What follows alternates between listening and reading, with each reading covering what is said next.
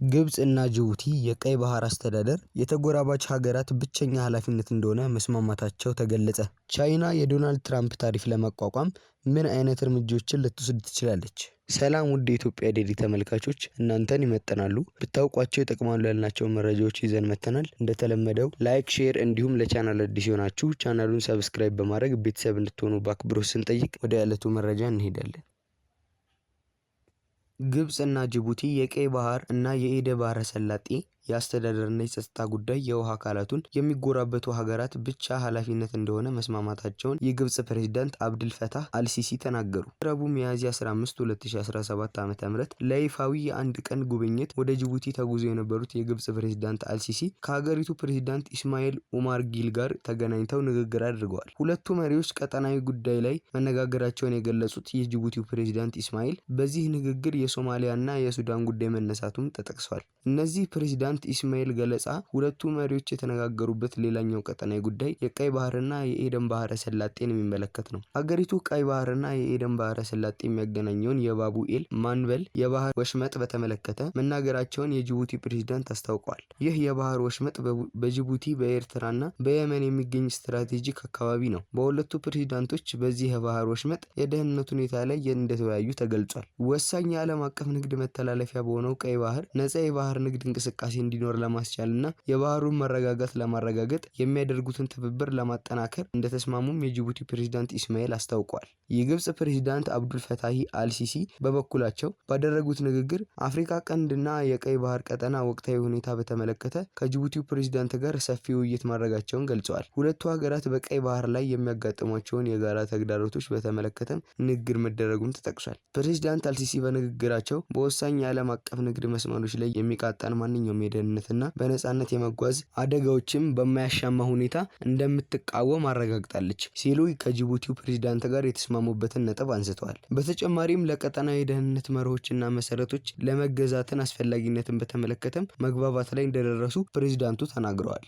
አልሲሲ ከጅቡቲው ፕሬዝዳንት ጋር ከስምምነት ላይ ከደረሱ የገለጹት ሌላኛው ጉዳይ የቀይ ባህርና የኤደን ባህረ ሰላጤ የአስተዳደር ጉዳዮች የሚመለከት ነው። ሁለቱ መሪዎች ወሳኝ ዓለም አቀፍ የባህር ንግድ መተላለፊያ የሆነውን የቀይ ባህርና የኤደን ባህረ ሰላጤ የአስተዳደርና የደህንነት ጉዳይ የተጎራባች ሀገራት ብቸኛ ኃላፊነት እንደሆነ ከስምምነት ላይ መድረሳቸውን አስታውቋል። ግብጽ የቀይ ባህር አስተዳደር ጉዳይ የውሃ አካሉን የሚጎራበት ሀገራት ብቸኛ ኃላፊነት መሆኑን ስታነሳ ይህ የመጀመሪያው አይደለም። ጠቅላይ ሚኒስትር አብይ አህመድ ለኢትዮጵያ የባህር በር ማግኘት የህልውና ጉዳይ መሆኑን እንዲሁም ሀገሪቱ ላይ ቀይ ባህር ለደህንነቱ አስፈላጊ መሆኑን በተደጋጋሚ ማንሳት መጀመራቸውን ተከትሎ በግብጽ በኩል ይህ አቋም ሲንጸባረቅ ቆይቷል። ኢትዮጵያ ግንባታውን ልታጠናቀቅ በተቃረበችበት የታላቁ ህዳሴ ግድብ ዙሪያ ለዓመታት ተቃውሟን ስታሰማ የቆየችው ግብጽ ኢትዮጵያ እያሳየች ካለው በቀይ ባህር በኩል መተላለፊያ በር ከማግኘት በተቃራኒ የአካባቢውን ሀገራት ያስተባበረች ነው። ጠቅላይ ሚኒስትር አብይ የኢትዮጵያ በቀይ ባህር በኩል ወደብ የማግኘት ፍላጎት ይፋ ባደረጉበት ጊዜ ቀይ ባህርና የአባይ ወንዝ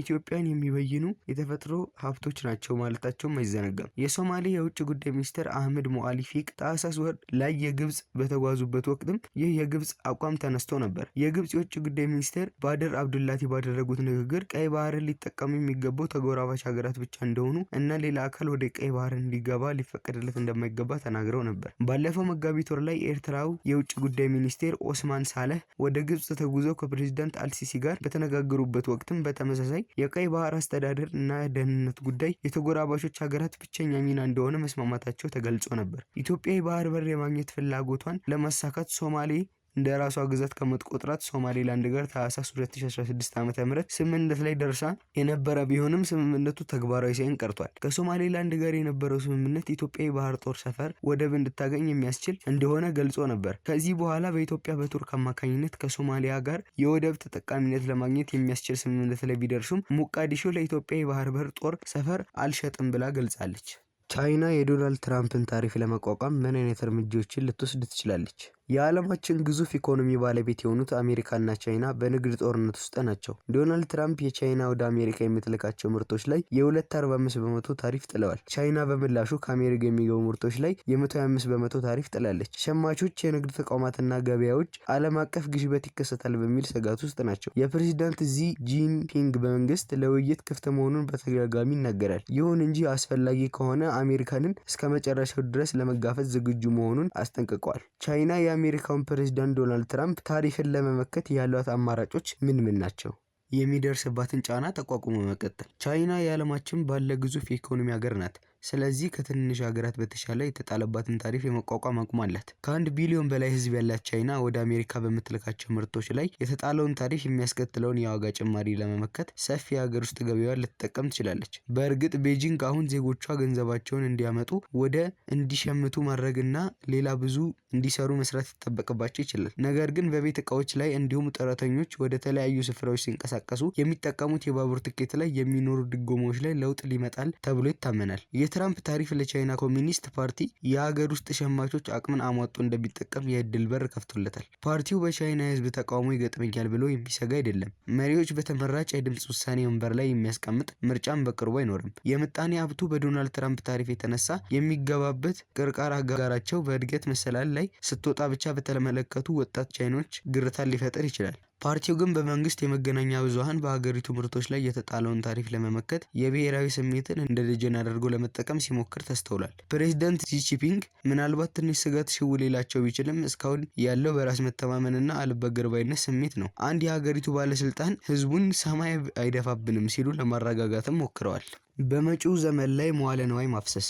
ቻይና ሁሉም የምታወቀው የዓለም ምርቶች ፋብሪካ በመባል ነው። ነገር ግን እጅግ የላቀ ደረጃ ላይ ለመድረስ በቢሊዮን የሚቆጠር ገንዘብ ታፈሳለች። በአሁኑ ወቅት ደግሞ ከአሜሪካ ጋር የቴክኖሎጂ የበላይነት ለመያዝ ፉክክር ውስጥ ናት። በሀገር ውስጥ በሚገለጹ ቴክኖሎጂዎች ላይ ከፍተኛ መዋለ ንዋዮችን የሚያፈሱት ቻይናና አሜሪካ ከታዳሽ ምርቶች እስከ ሰው ሰራሽ አስተውሎት ድረስ ይፎካከራሉ። በቅርቡ ቤጂንግ በሰው ሰራሽ አስተውሎት ላይ የሚያደርገውን ፈጠራ ለመደገፍ በሚቀጥሉት 10 ዓመታት ውስጥ ከ1 ትሪሊዮን ዶላር በላይ ለማውጣት ማቀዷን አስተውላለች። የአሜሪካ ኩባንያዎች ያቅርቡት ሰንሰለታቸውን ከቻይና ለማራቅ ሞክረዋል። ነገር ግን ተመሳሳይ ደረጃ ያለው መሰረተ ልማት እና የሰለጠነ የሰው ኃይል በሌላ ሀገራት ለማግኘት ተቸግረዋል። አሜሪካ ከአሁን በላይ የቻይና ትልቅ የውጭ ንግድ ገበያ አይደለችም። ይህ ስፍራ አሁን በደቡብ ምስራቅ እስያ ተተክሏል። በእርግጥ ቻይና በ2023 ለ60 አገራት ትልቅ የንግድ አጋር ነበረች። ይህ ማለት ግን የዓለም ግዙፍ ኢኮኖሚ ባለቤት አሜሪካ ለቻይና ወሳኝ የንግድ አጋር አይደለችም ማለት አይደለም። ነገር ግን ዋሽንግተን ቻይናን ወደ ዳር መግባቷ ቀላል አልሆነላትም። ቻይና የትራምፕን ስስ ጎን አግኝቷለች። ትራምፕ በሚያዝያ ወር መጀመሪያ ላይ በአገራት ላይ ታሪፍ መጣላቸውን ተከትሎ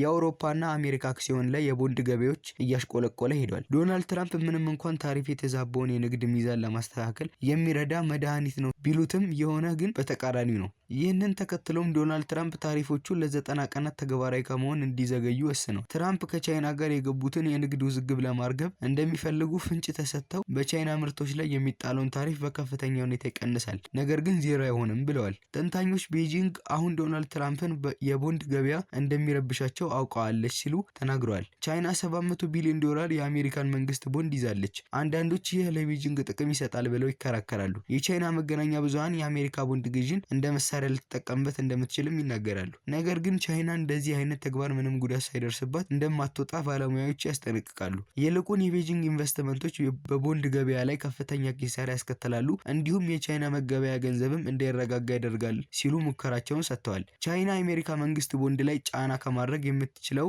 እንደ ፋይናንስ መሳሪያ ሳይሆን እንደ መደራደሪያነት በመያዝ ነው ሲሉም የተሻለውን አማራጭ ጠቁመዋል።